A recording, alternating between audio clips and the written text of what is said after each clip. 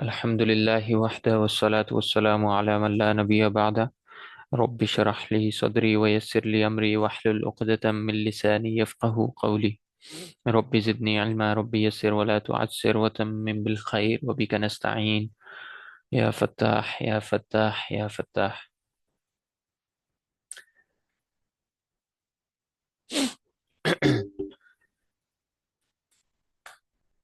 الحمدللہ سورہ فاتحہ کی تفسیر چل رہی ہے، اور ہم نے پہلی دو آیات کا ترجمہ اور پہلی آیت کی تفسیر مکمل اور دوسری آیت کی تفسیر کا کچھ حصہ جو ہے وہ اسٹڈی کر لیا تھا الحمدللہ۔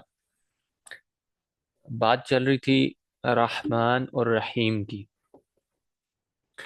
کہ بنیادی طور پر رحمان اور رحیم جو ہے وہ اس میں ڈفرنس کیا ہے لنگوسٹیکلی، یہ ہم نے بات کی تھی کہ اگر ہم میننگ وائز دیکھیں، ٹھیک ہے، تو اردو میں تو ہم ڈائریکٹلی یہ ترجمہ کر دیتے ہیں کہ جب ہم پڑھتے ہیں الرحمن الرحیم تو ہم کیا ترجمہ کرتے ہیں؟ بہت مہربان ہے، نہایت رحم کرنے والا ہے۔ لیکن عربک کے اعتبار سے اگر ہم دیکھیں تو اہل عرب جو ہیں وہ جب رحمان بولتے ہیں یا رحیم بولتے ہیں تو ان کی کیا مراد ہوتی ہے؟ تو یہ ہم نے تھوڑا سا میننگ وائز ڈسکس کیا تھا کہ اگر ہم رحمان کو دیکھیں تو رحمان اس ذات کو کہتے ہیں جس کی رحمت بہت وسیع ہوتی ہے، وسیع ہوتی ہے، وسعت ہوتی ہے اس کی رحمت میں۔ مطلب یہ ہے کہ اس کی رحمت ہر شخص پر، ہر انسان پر، تمام مخلوقات کے لیے ہے۔ اور علماء فرماتے ہیں کہ یہ رحمان کی جو رحمت ہے یہ دنیا کے ساتھ کیا ہے؟ خاص ہے، یعنی یہ ایسی رحمت ہے کہ جو دنیا میں میسر آئے گی، ٹھیک ہے، چاہے کوئی کافر ہو، چاہے کوئی فرما بردار ہو، چاہے کوئی نافرمان ہو، چاہے کوئی اللہ تعالیٰ کی جو ہے وہ حکم عدولی کرتا ہو، چاہے وہ اللہ تعالیٰ کا حکم مانتا ہو، رسول اللہ صلی اللہ علیہ وسلم کی پیروی کرتا ہو، نہ کرتا ہو، کسی پر ظلم کرتا ہو، ٹھیک ہے۔ تو ہم جیسے دیکھتے ہیں نا دنیا میں کہ جو لوگ بھی، چاہے وہ کافر ہیں، چاہے منافقین ہیں، مشرکین ہیں، ٹھیک ہے، کوئی بھی بندہ ہے، کوئی بھی شخص ہے، وہ اگر محنت کرتا ہے، ٹھیک ہے، وہ ہارڈ ورک کرتا ہے اپنی فیلڈ میں، تو اللہ تعالیٰ اس کو کامیابی سے نوازتے ہیں، ٹھیک ہے۔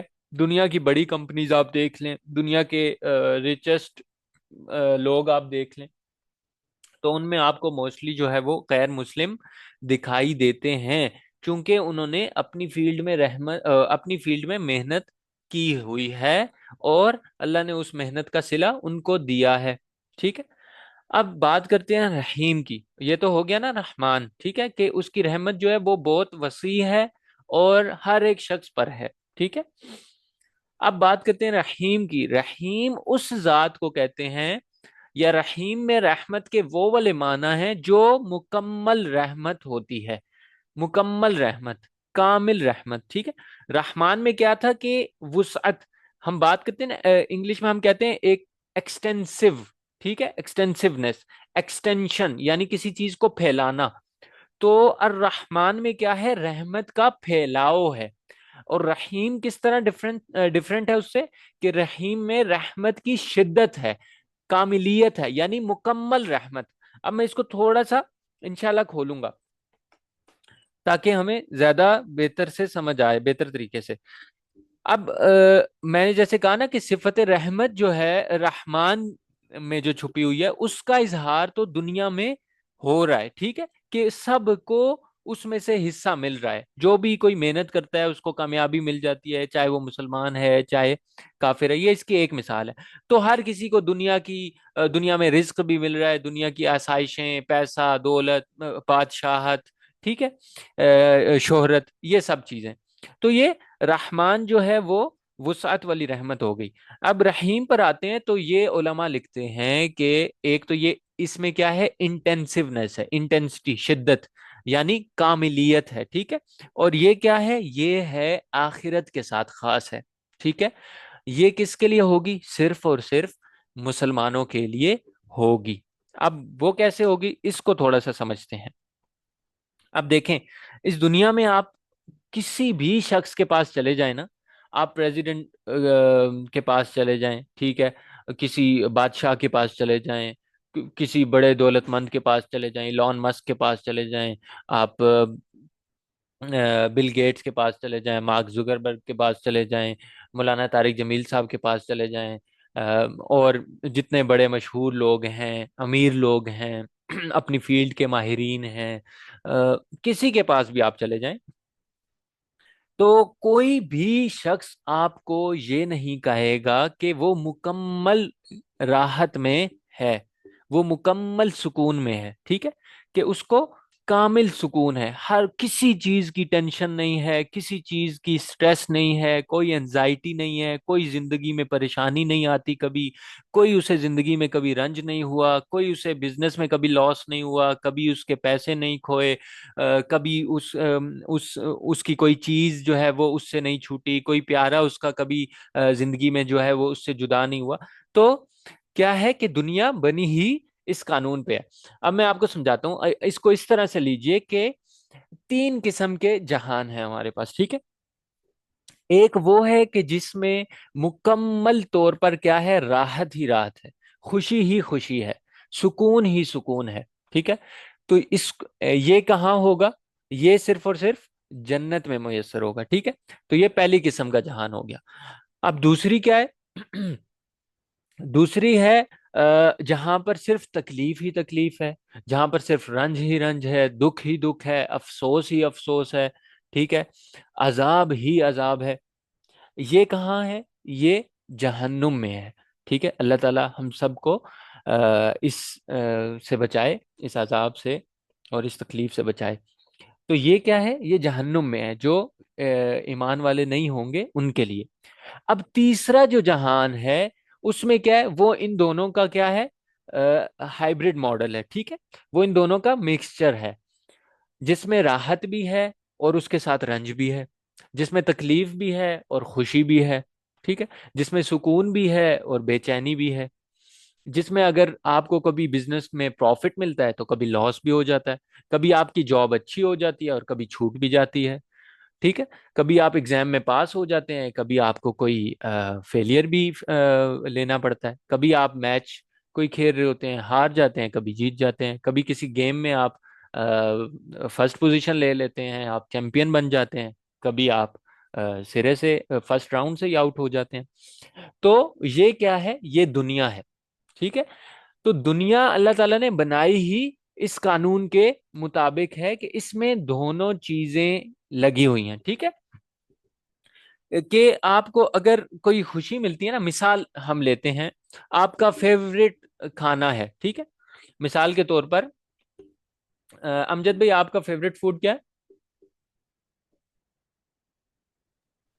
मेरा फेवरेट है बिरयानी। बिरयानी, ठीक है, माशाल्लाह। तो अब आलू वाली या बगैर आलू के? आलू के साथ। सही है, सही है, आप कराची वाली बिरयानी पसंद करते हैं, माशाल्लाह। अच्छा, तो अब देखें, अब अमजद भाई के सामने ना बिरयानी रखी हुई है, एक खूबसूरत आलू, आलू भी उसमें है और चिकन बिरयानी है और साथ रायता और सलाद और सब कुछ, ठीक है, लवाजमात भी मौजूद है। अब अमजद भाई को भूख भी सही लगी हुई है, ठीक है। अब अमजद भाई इसको खाना शुरू करेंगे। अब क्या होगा कि अमजद भाई का एक वक्त आएगा कि पेट भर जाएगा, ठीक है। तो अब क्या, जब पेट भर जाएगा तो उसके बाद अमजद भाई उसको खा सकेंगे? वहां पर अमजद भाई क्या करेंगे, रुक जाएंगे। क्यों? अब वो गजा, वो बिरयानी जो थी, वो बिरयानी की जो प्लेट थी, वो तो बहुत यानी एक ऐसी डिश है जो पूरी जिंदगी में कभी भी इनको मिलेगी तो इनको खाना जो है वो पसंद होगा, ठीक है, उसको।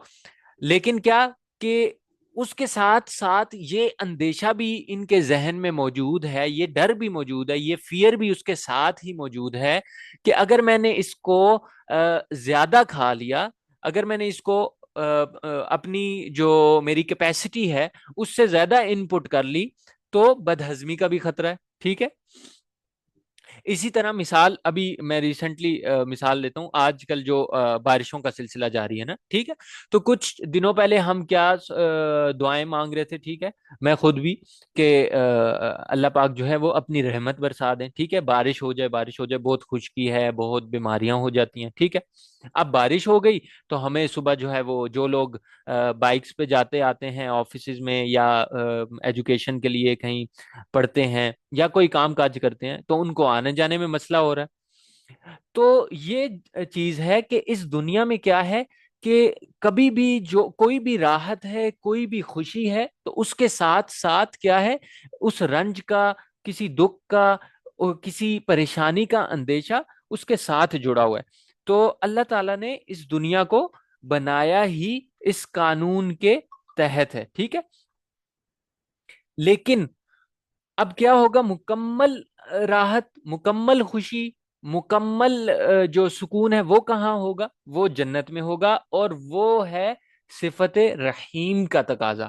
اللہ تعالیٰ کی جو صفت رحیم ہے نا، اس میں جو رحمت ہے نا، وہ ہمیں نظر آئے گی جنت میں جا کے۔ وہاں پر کسی کھانے میں یہ اندیشہ نہیں ہوگا۔ امجد بھائی بریانی منگوائیں گے نا، امجد بھائی سوچیں گے کہ میرے سامنے جو ہے وہ آلو والی چکن بریانی آ جائے، ٹھیک ہے، تو وہ آ جائے گی، اور اس کو کھاتے جائیں گے، کھاتے جائیں گے، اور حدیث میں آتا ہے کہ وہاں پر ہر جو دوسرا نوالا ہوگا نا، یہاں پر کیا ہوتا ہے کہ ہم ہر دوسرا نوالا جب کھاتے ہیں، شروع میں تو ہم کھانا شروع کرتے ہیں تو اس کا ٹیسٹ بہت اچھا لگ رہا ہوتا ہے، ٹھیک ہے، تو جیسے جیسے ہم اس کو کھاتے جاتے ہیں، پیٹ بھرتا جا رہا ہے، اور اس کا ٹیسٹ جو ہے وہ یعنی کم لذیذ ہمیں لگتی جا رہی ہے، ٹھیک ہے، اور ایک وقت آتا ہے کہ ہمارا دل بھر جاتا ہے، جبکہ ہمارا پیٹ بھی بھر جاتا ہے۔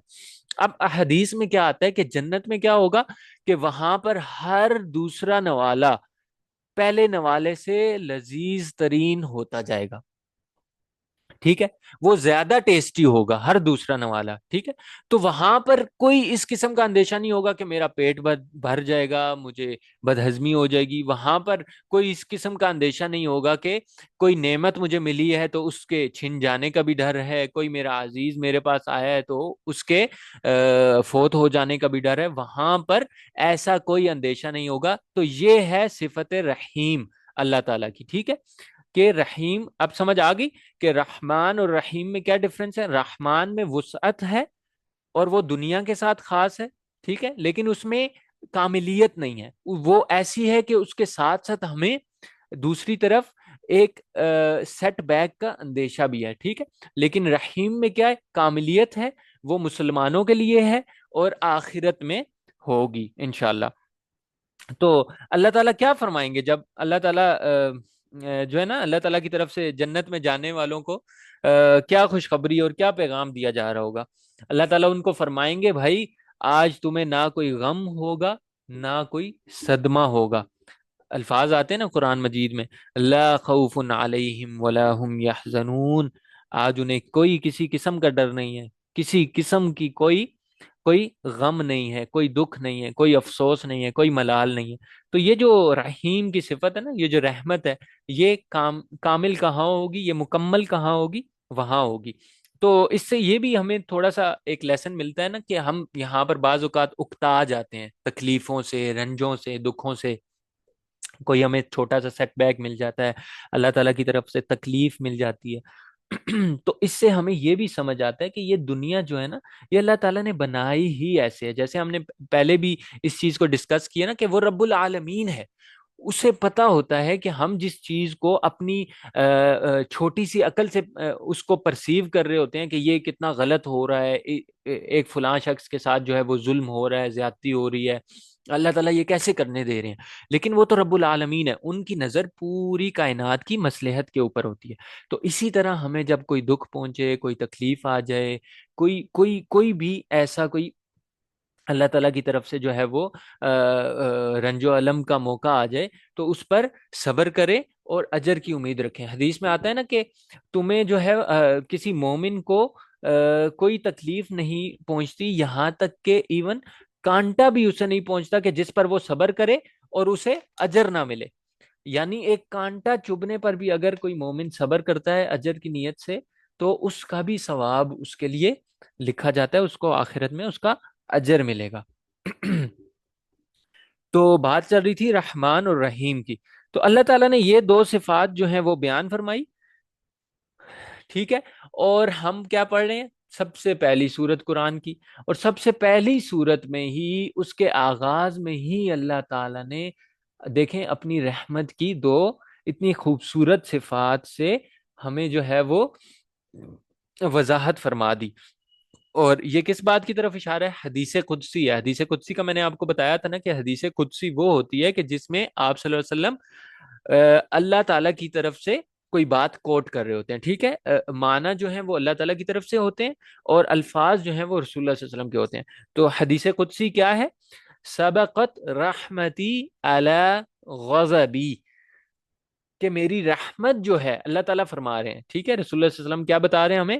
کہ اللہ تعالیٰ فرماتے ہیں کہ میری رحمت جو ہے وہ میرے غضب پر بھاری ہے، میرے غضب پر غالب ہے، میرے غصے سے پہلے میری رحمت ہے، میرے غصے سے زیادہ میری رحمت ہے. ٹھیک ہے.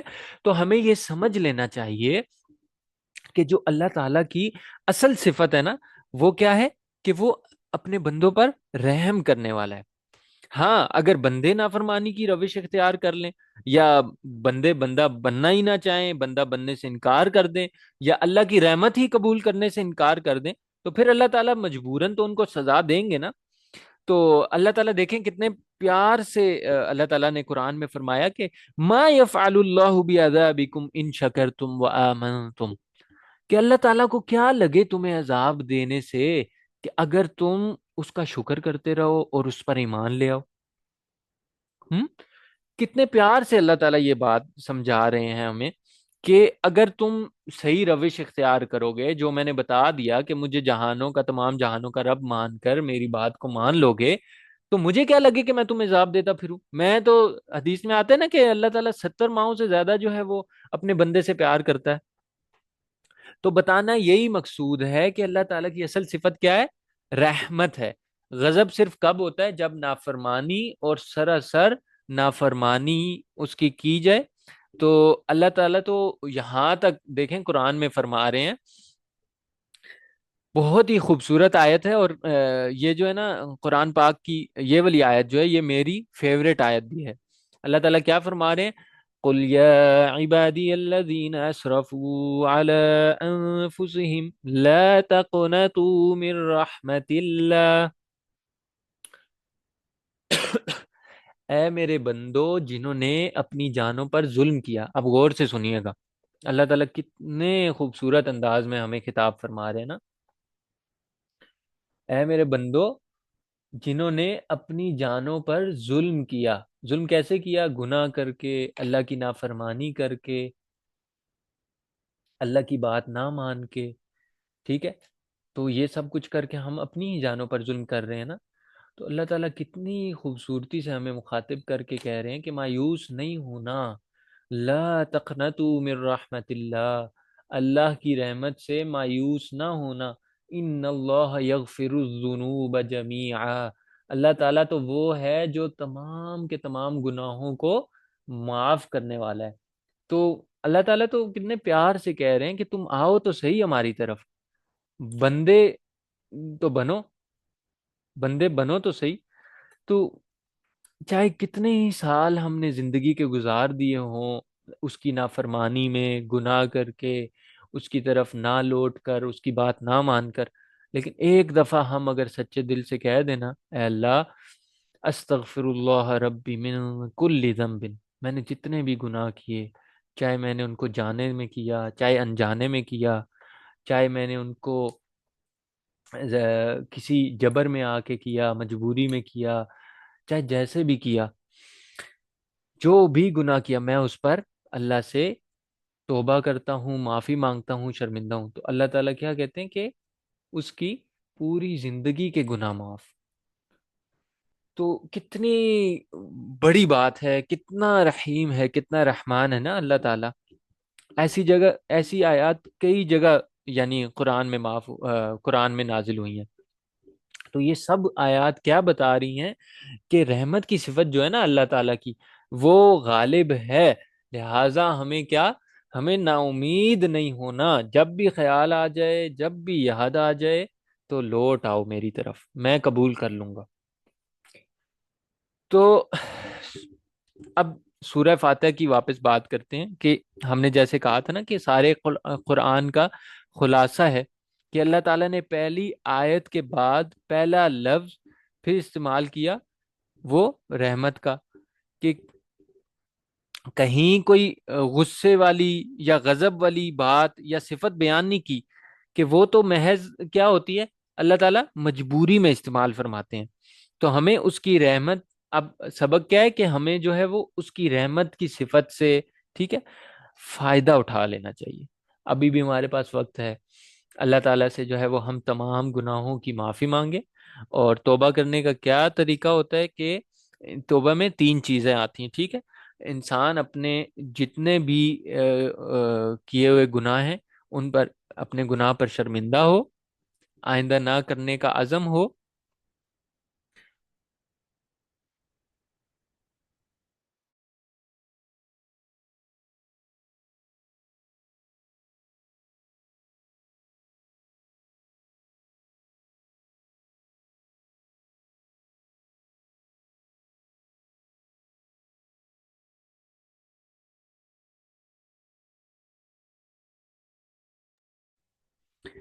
سوری، اچھا ہم دوبارہ کنٹینیو کرتے ہیں۔ تو توبہ کی بات ہو رہی تھی کہ سب سے پہلے تو کیا ہے کہ توبہ کرنی ہے، ٹھیک ہے، استغفار کرنی ہے دل سے، اور دوسری بات آئندہ نہ کرنے کا عزم، ٹھیک ہے، اور سب سے پہلے کیا تھا کہ شرمندہ ہونا ہے اپنے گناہوں پہ، ٹھیک ہے، اے اللہ میں نادم ہوں اپنے گناہ پر، ٹھیک ہے، اور پھر استغفار کرنا ہے، اور آئندہ نہ کرنے کا عزم ہے۔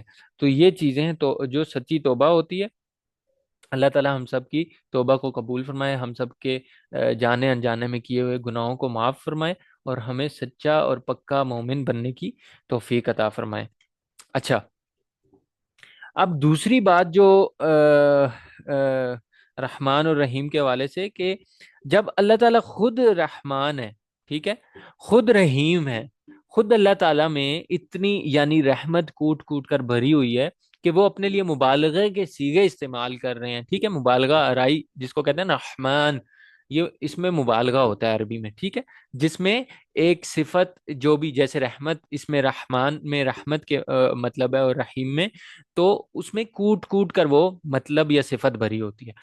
تو اللہ تعالیٰ اتنے رحمان ہیں، رحیم ہیں، تو کیا ہے کہ وہ اپنے بندوں کو بھی، ان سے بھی یہی چاہتا ہے کہ وہ انسانوں پر کیا ہو جائیں، اس کی تمام اس کی تمام مخلوقات کے ساتھ کیا ہو جائیں، رحم کرنے والے ہوں۔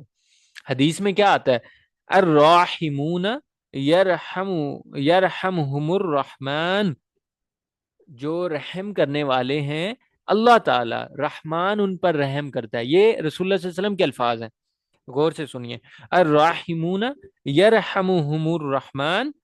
پھر اللہ کے نبی صلی اللہ علیہ وسلم آگے امر کا صیغہ استعمال کر رہے ہیں، حکم فرما رہے ہیں، ارحموا من فی الارض، جو جو زمین پر ہے تم ان پر رحم کرو، یرحمکم من فی السماء، تو تم پر جو آسمان میں ہے وہ تم پر رحم کرے گا۔ جو دوبارہ پڑھ لیتے ہیں کہ جو رحم کرنے والے ہیں، رحمان ان پر رحم کرتا ہے، تم زمین والوں پر رحم کرو، آسمان والا تم پر رحم کرے گا۔ تو ابھی تک کیا ہو گیا کہ ہمیں تین لیسنز مل گئے۔ سب سے پہلے کہ ہم رحمت کی، سب سے پہلے کیا کہ اللہ تعالیٰ کی اصل صفت جو ہے وہ رحمت ہے، ٹھیک ہے، رحمتی سبقت غضبی، ٹھیک ہے، اور دوسری بات کہ رحمت کی صفت سے ہم نے فائدہ اٹھانا ہے، ٹھیک ہے، ہم کبھی بھی مایوس نہیں ہونا، ٹھیک ہے، ابھی ہم نے پڑھا لا تقنطوا من رحمت اللہ، اللہ کی رحمت سے کبھی مایوس نہیں ہونا۔ شیطان جو ہے نا وہ ایک گناہ جب کرواتا ہے نا انسان سے، تو وہ انسان کے ذہن میں ڈالنا شروع کر دیتا ہے، اب تو تم نے اتنا بڑا گناہ کر دیا، اب تو تم کبھی نہیں بخشے جاؤ گے۔ وہ بیسیکلی یہ چاہ رہا ہوتا ہے کہ یہ اناب نہ کرے، یہ اللہ تعالیٰ کی طرف لوٹے نہ، یہ اسی سرکشی میں ڈوب جائے۔ تو جبکہ اللہ تعالیٰ کو کون سا بندہ، حدیث میں آتا ہے کہ اللہ تعالیٰ کو وہ ہی اپنا بندہ سب سے زیادہ پسندیدہ ہے جو سب سے زیادہ توبہ کرنے والا ہے۔ تو انسان تو ہوتا ہی وہ ہے جو گناہ کر گناہ انسان تو خطا کا پتلا ہے نا، تو انسان تو ہوتا ہی وہ ہے جس سے گناہ سرزد ہو جائیں۔ لیکن فرق کیا ہے مومن اور کافر میں، مومن اور منافق میں، کہ مومن جو ہے وہ بار بار مایوسی کے بغیر اللہ تعالیٰ کی طرف لوٹ کر آتا ہے، توبہ کرتا ہے سچے دل سے، پھر گناہ ہو جائے پھر توبہ کر لیتا ہے۔ تو یہ دوسرا سبق ہمیں ملتا ہے۔ پہلا سبق کیا تھا کہ اللہ کی اصل صفت رحمت ہے، دوسری بات کہ ہمیں اس کی رحمت کی صفت سے فائدہ اٹھانا چاہیے، اور تیسری صفت کہ اللہ تعالیٰ نے ان صفات کو اپنے کریکٹرسٹکس کو بتا کر ہمیں اپنے بندوں کو یہ پیغام دے دیا کہ تم بھی میرے بندوں پر، میری تمام مخلوقات پر رحم کرنے والے بن جاؤ، تب ہی تم بھی میری رحمت کے حقدار ہو جاؤ گے۔ اب آگے چلتے ہیں، نیکسٹ آیت تھی مالک یوم الدین، مالک ہے وہ روز جزا کا۔ دیکھیں ان پہلی 3 آیات میں نا اللہ تعالیٰ نے اپنی 3 صفات اب کل اگر ملا کے ہم دیکھیں تو بیان فرما دی۔ پہلی کیا تھی؟ رب العالمین، ٹھیک ہے، کہ وہ تمام جہانوں کا پالنے والا ہے۔ الرحمن الرحیم، اس کی رحمت بہت ہے، بہت مہربان ہے۔ اور تیسری کیا بیان فرمائی؟ کہ وہ روز جزا کا مالک ہے، قیامت کے دن کا مالک ہے، اس دن جب سب کا حساب ہوگا۔ اب اس سے ایک بات جو علماء تفسیر نے لکھی ہے نا، بہت گہری بات ہے اور بہت اہم بات ہے جو سمجھنے کی ضرورت ہے۔ ان تینوں صفات سے اللہ تعالی نے پہلی ہی صورت میں اپنے بندوں کے لیے، ہمارے لیے اسلام کے جو بنیادی 3 عقائد ہیں نا، ان کی طرف اشارہ کر دیا۔ اسلام کے بنیادی عقائد کیا ہیں؟ سب سے پہلا کیا ہے؟ توحید، اللہ کی وحدانیت، ٹھیک ہے۔ اب جیسے آیا نا رب العالمین، ٹھیک ہے، کہ وہ تمام جہانوں کا پروردگار ہے، پالنے والا ہے، سب کو رزق دینے والا ہے، سب کی پرورش اسی کے ہاتھ میں ہے۔ تو اس پر غور کریں تو اس میں کیا چھپا ہوا ہے؟ عقیدہ توحید چھپا ہوا ہے، یعنی اس اللہ کو ہی ہم نے ایک ماننا ہے، اسی کو ایک جاننا ہے۔ وہ ذات اتنی قدیر ہے کہ پوری کی پوری جو کائنات کا نظام ہے نا، وہ اکیلا چلا رہا ہے، ٹھیک ہے۔ اور جب ہم نے یہ مان لیا تو اب عقل کا تقاضا یہ ہے کہ اس کے علاوہ پھر کسی اور کو خدا بھی نہ مانے۔ تو یہ ہو گیا عقیدہ توحید، جو پہلا اسلام کا بھی بنیادی عقیدہ تھا۔ پھر دوسرا اسلام کا بنیادی عقیدہ کیا تھا؟ وہ ہے عقیدہ رسالت، کہ اللہ تعالیٰ نے انبیاء کو انسانیت کی رہنمائی کے لیے، انسانیت کی ہدایت کے لیے بھیجا، ٹھیک ہے۔ تو ایک مومن ہونے کے لیے، ہمارے ایمان کے مکمل ہونے کے لیے یہ ضروری ہے کہ ہم تمام کے تمام پیغمبروں، انبیاء پر ایمان لے کر آئیں، ٹھیک ہے، نہ صرف اپنے رسول اللہ صلی اللہ علیہ وسلم پر بلکہ تمام انبیاء پر، کہ تمام انبیاء سچے تھے، اللہ کا پیغام اپنی قوم تک لائے، اللہ کا دیا ہوا جو کام تھا، ذمہ داری تھی، وہ انہوں نے پوری کی۔ یہ ہمارے ایمان کا حصہ ہے اور اس کو کہتے ہیں عقیدہ رسالت۔ اب دیکھیں جب اللہ تعالیٰ نے فرمایا نا کہ وہ رحمان ہے، وہ رحیم ہے، ٹھیک ہے، اب اللہ تعالیٰ نے یوں تو ہم دیکھیں نا کہ بے شمار نعمتیں اللہ تعالیٰ نے انسان کو عطا فرمائی ہیں، ٹھیک ہے، پیسہ، گاڑی، دولت، بنگلہ، زندگی، صحت، اولاد، بیوی، شوہر، ماں باپ، رشتے ناتے، ٹھیک ہے، یہ سب نعمتیں عطا فرمائی ہیں۔ لیکن اگر انسان غور کرے نا تو ان تمام نعمتوں سے بڑھ کر جو نعمت اللہ تعالیٰ نے انسان کو عطا کی دنیا میں، وہ کیا ہے؟ وہ ہے کہ جب میں نے انسان کو دنیا میں بھیجا ہے تو اس کو اب اندھیرے میں نہ رکھوں، ٹھیک ہے، اس نے کون سے کام کرنے ہیں، کون سے کام اس کے لیے اچھے ہیں، کون سے برے ہیں۔ ہم نے وہ ذکر کیا تھا نا کہ وحی کی ضرورت کیوں پڑتی ہے، وحی کی ضرورت کیوں پڑی؟ تو اللہ تعالیٰ کو پتا تھا کہ انسان کو جب میں نے دنیا میں بھیجا ہے تو اس کی فطرت کیا ہے، اس کی ہدایت کا راستہ کیا ہے، اور اس کی ضرورت کیا ہے، ٹھیک ہے۔ تو اس کی ضرورت کے مطابق اللہ تعالیٰ کی صفت رحمت کا یہ تقاضا تھا کہ وہ انبیاء بھیج کر انسانوں کی ہدایت کا انتظام کرتا، ٹھیک ہے۔ تو بیسیکلی انسان جب اپنی زندگی گزار رہا ہوتا ہے اس دنیا میں تو اس کو قدم قدم پر نا مختلف طریقے سے علم کی ضرورت پڑتی ہے، ٹھیک ہے۔ تو اللہ تعالیٰ نے انسان کو علم عطا کرنے کے لیے 3 راستے دیے، 3 ذریعے دیے، 3 سورسز ہیں ہمارے پاس بیسیکلی علم کے، ٹھیک ہے، نالج حاصل کرنے کے۔ سب سے پہلا کیا؟ ہماری جو 5 سینسز ہیں، ٹھیک ہے، یہ ساری بات جو ہے نا وہ تفسیر سے پہلے جو ہم نے مقدمہ پڑھا تھا انٹرو، اس میں بھی ہو چکی ہے. تھوڑا سا اس کا بیک گراؤنڈ بتا کے میں آگے چلوں گا. تو اللہ تعالیٰ نے علم کے 3 ذریعے ہمیں دے دیے. سب سے پہلا جو ہمارے 5 سینسز ہیں، ٹھیک ہے. پھر دوسرا کیا؟ ہماری عقل. اب 5 سینسز جو ہے نا، مثال کے طور پر آنکھیں ہیں، ان کی کوئی نہ کوئی لمٹ ہوتی ہے، ٹھیک ہے. کان ہیں، ان کی بھی کوئی نہ کوئی لمٹ ہے. مثلاً آنکھیں جو ہے نا وہ صرف دیکھ سکتی ہیں، سن نہیں سکتی. کان صرف سن سکتے ہیں، دیکھ نہیں سکتے، ٹھیک ہے. پھر سننا بھی کسی حد تک ہے، کوئی لمٹ ہے اس کی بھی. اور اسی طرح آنکھیں ہیں تو ان کا دیکھنا بھی کسی حد تک ہے. ایک آئی سائٹ کا، ایک ویژن کا وہ ڈسٹینس ہوتا ہے، ٹھیک ہے. اور اس کی بھی کوئی ایک حد ہے، اس سے آگے، اس سے دور تک وہ نہیں دیکھ سکتی. تو اس کے بعد پھر عقل آتی ہے، ٹھیک ہے. ہم آنکھوں سے یا اپنے 5 سینسز سے جو انفارمیشن لیتے ہیں، اس کو جو ڈیٹا لیتے ہیں، اس کو پروسیس کرنے کے لیے ہمیں عقل کی ضرورت ہوتی ہے. لیکن عقل بھی ایک جگہ پر جا کر کیا ہو جاتی ہے؟ سٹک ہو جاتی ہے. اس کے آگے کچھ ایسے سوالات ہیں جن کا ہم نے ذکر کیا تھا کہ انسان کی فطرت کیا ہے، انسان کے لیے اچھا برا کیا ہے، انسان کے لیے صحیح کیا ہے، غلط کیا ہے، اس کا ڈیسیژن کون لے گا، یہ ڈیسائیڈ کون کرے گا، اس کا تھریش ہولڈ کون طے کرے گا، اس کا معیار کون طے کرے گا، اس کی بارڈر لائن کون طے کرے گا. جیسے ہم نے لباس کی اگزامپل دی تھی، تو یہ عقل نہیں کر سکتی تھی. تو اس کے لیے پھر اللہ تعالیٰ نے تیسرا ذریعہ دیا، وحی کا.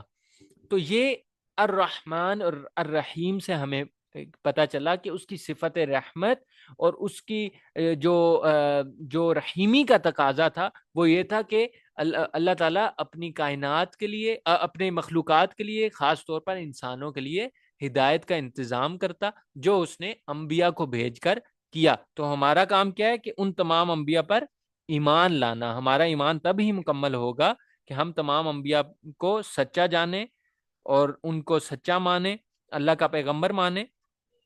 اور پھر جو ہمارے نبی صلی اللہ علیہ وسلم ہیں، جو ان کا لایا ہوا پیغام ہے، ان کے لائے ہوئے پیغام کو، ان کے بتائے ہوئے شریعت میں، ان کے بتائے ہوئے طریقوں کو، اچھے اور برے کو، اچھا اور برا جانیں. جو انہوں نے کہا کہ صحیح ہے اس پر چلیں، جو انہوں نے کہا کہ غلط ہے اس سے بچیں. یہ ہمارا کام ہے، ٹھیک ہے. پھر تیسرا عقیدہ کیا ہے؟ مالک یوم الدین سے تیسرا عقیدہ نکلتا ہے عقیدہ آخرت، کہ اس دنیا میں انسان ایک زندگی گزارے گا، ٹھیک ہے، ایک عرصہ گزارے گا، اور اس کے بعد ایک دن ایسا آئے گا جس دن اس کا حساب ہونا ہے، ٹھیک ہے. تو وہ مالک یوم الدین میں اس عقیدہ آخرت کی طرف اشارہ کر رہے ہیں کہ دیکھیں، اب پیغمبر تو پیغام لے آئے اللہ کا، ٹھیک ہے، انہوں نے اچھا اور برا بتا دیا. اب ایک شخص ہے جو اللہ تعالیٰ کی فرما برداری کر رہا ہے، پیغمبر کی اطاعت کر کے چل رہا ہے، ٹھیک ہے، پوری زندگی جو ہے وہ نیکیاں کر کر کے گزار دیتا ہے اور وفات پا جاتا ہے، ٹھیک ہے. اور دوسری طرف دوسرا شخص ہے، وہ ظلم کر رہا ہے، زیادتیاں کر رہا ہے، لوگوں کے ساتھ ڈاکے مار رہا ہے، لوگوں کا مال چھین رہا ہے، لوگوں کی عزت آبرو لوٹ رہا ہے مختلف طریقے سے. یعنی وہ گناہوں میں ملوث ہے، اللہ کی نافرمانی کر رہا ہے، اور وہ بھی وفات پا جاتا ہے، ٹھیک ہے. اور اس کے بعد کوئی زندگی نہیں ہے، کوئی حساب کتاب نہیں ہے. تو کیا یہ اللہ کی صفت رحمت اور رحیمی کا تقاضا ہے؟ نہیں ہے نا. تو اصل صفت رحمت کا تقاضا یہ ہے کہ ان کو، ہر ایک شخص کو اس کے کیے کی سزا اور جزا ملتی، ٹھیک ہے. تو اس کے لیے اب سزا اور جزا دینے کے لیے، حساب کرنے کے لیے کوئی نہ کوئی وقت ایسا ہونا چاہیے نا کہ جس میں اللہ تعالیٰ جو ہے یہ دیکھے کہ فلاں بندے نے فرما برداری کی تھی یا نہیں کی تھی، فلاں بندے نے حقوق و فرائض کا خیال رکھا تھا یا نہیں رکھا تھا، کسی نے اگر کسی پر ظلم کیا تھا، اگر کسی کے ساتھ زیادتی کی تھی، تو اس کا حساب ہونا چاہیے. تو اس کے لیے کوئی نہ کوئی دن مقرر ہونا چاہیے. تو اس دن کی طرف اشارہ فرما دیا اللہ تعالیٰ نے مالک یوم الدین سے، کہ ایک دن ایسا ہوگا کہ جب کیا ہوگا؟ ہر شخص کے کیے کا اس کو حساب دینا پڑے گا. جو بھی اس نے، اگر کوئی اچھا کام کیا، اگر وہ نیکی کے بتائے ہوئے راستے پر چلا، بھلائی کے راستے پر چلا، تو اسے اس کے مطابق انعام ملے گا. اور اگر وہ اس راستے پر نہ چلا، اس نے نافرمانی کی، تو اسے اس کے مطابق سزا دینی سزا ہوگی، اور اس کے مطابق اس کو حساب دینا پڑے گا۔